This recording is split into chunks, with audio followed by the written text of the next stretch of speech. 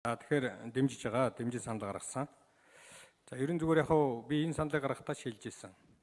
Яг нарийн ярих юм бол энэ одоо хэн тариалтай байна гэдгээсээ хамаарат энэ бараж дэвшгээ худалдан авах тендертэй холбоотой асуудлын маргаан үсээд дэгдээд байгаа юм биш л дээ. Ерөөсөө удирдлага зохион байгуулалтанд л байгаа. Зохион байгуулалтаа бид нар зөв хийж чадахгүй байгаа болохоор хуулиа зөв хэрэгжүүлж чадахгүй байгаагаас болол алдаа завхрал гараад байгаа болохоос биш. Энэ одоо хэнд байгаагаас хамаарат гараад байгаа юм биш ээ гэж би хувьдаа боддог. Төрөн Ганбаатар бас хэлж ийн лээ цахим одоо тендер зарлалтыг одоо 100% хэрэгжүүлнэ гэж. Бид нар чинь миний санаж байгаагаар бол 2012 онд анх удаа сангийн яамн дээр одоо анхны цахим тендер зарлаад тэгээ бид нар чинь нэг телевизээр нэг баахан гарсан да. Тэр үед би нэг сайд байсан нэртэй.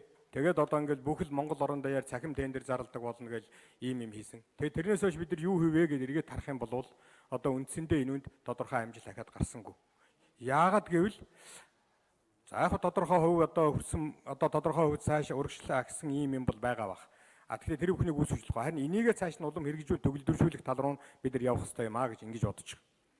Хоёрдугаарт нь бол ерөнхий сайдын мэдэлд очихоор одоо сая хинч хэлж гэн. Жэнхэр гишүүн хэлж гэн түрүү Нямбатар гишүүн ярьж гэн лээ. Үнэхээр бид нар энэ бүтэц оронтой удирдлагыг одоо ингэж байнга нэмээд байгаа асуудал чинь бол байнгын хил ном дагуулад яваад байгаа юмны нэг мөн шүү.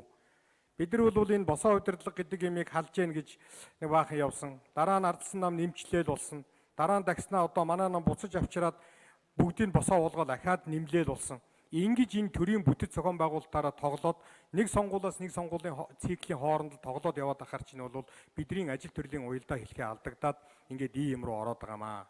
Тийм учраас аль болохоор энийг хийхгүй байх талаас нь анхаарах ёстой гэдэг. Ийм хоёр дахь саналыг хэлмээр байна. За гуравт нь бол ерөнхий сайдын мэдэлд байлаа гэхэд энэ хүмүүсд хэлээд байна шүү дээ. Үнэхээр энэ шадар сайд гэдэг хүний бол бид нар эдийн засгийн тал руу саяны инквайри хийж байгаатай би яг санал нэг байгаа. Бид нар эдийн засгийн яам байгуулъя гэж хэлээд эдийн засгийн яам байгуулад татан буулгаад эдийн засгийн яамгүй болсон. Тэгэхээр бид нар ер нь энэ эдийн засгийн бодлого яг одоо хөгжлийн бодлого гэдэг юм хаанаа зангидагдаж хаана авч явж явах хэрэгтэй юм бэ гэдэг юм чинь Монгол тун тодорхойгүй байгаагаас болоод хөгжлийн асуудлыг ярихад хүндрэлтэй болоод байна шүү дээ.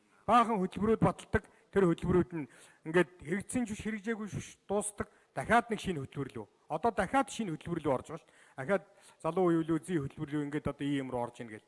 Ингээ бид нар чинь тогтсон суурьтай хөтөлбөргүй яваад байгаа учраас хөгжлийн тухай асуудлыг ярихад хүнд байгаамаа.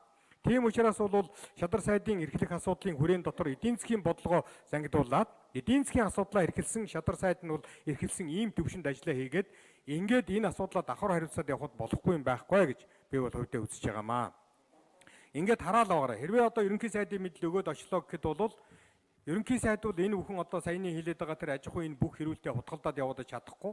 Нийгэм сошиал ертөнц бол энэ хүний чинь баастаа нутгах чинь. Тэрээсээ л одоо нэг тендер болохоо байхаар л энэ ерөнхий сайд тэгж команд өгсөн гин ингэсэн гин тэрүүний мэдлийн компани орчлоо шийд юм уу ийм маягаар энэ хэрүүлч нь болно. За ерөнхий сайд бол доош нь мэдээж өдөр бүхэн энэ асуудалтай зууралдахгүй учраас мэрэгжлийн агентлаг холбогдох хүнсүүдэрээ үүрэг өгнө. За энэ үүрэг нь юу болох вэ гэхээр нөгөө нохоо сүүлээ сүүл хонхорсгоо гэдэг юм руу ороод ингээд буцаад наад хууль дүрм чинь бол нөгөө хэрэгждэг юмнууд нь бол ахаад алдагдаад хэвийн бус байдалтай ингээд явнаа гэж үзэж байна. Тийм учраас би та нарыг одоо шадар сайдын эрхлэх асуудлын хүрээнд дотроо байх юм аа. Цаашдаа энийг ер нь засаж залруулад ингээд явах нь зүйтэй юм аа гэдэг дээр саналаа өгөөч гэж хүсэж байна. За зочид танилцуулъя. Улсын их хурлын гишүүн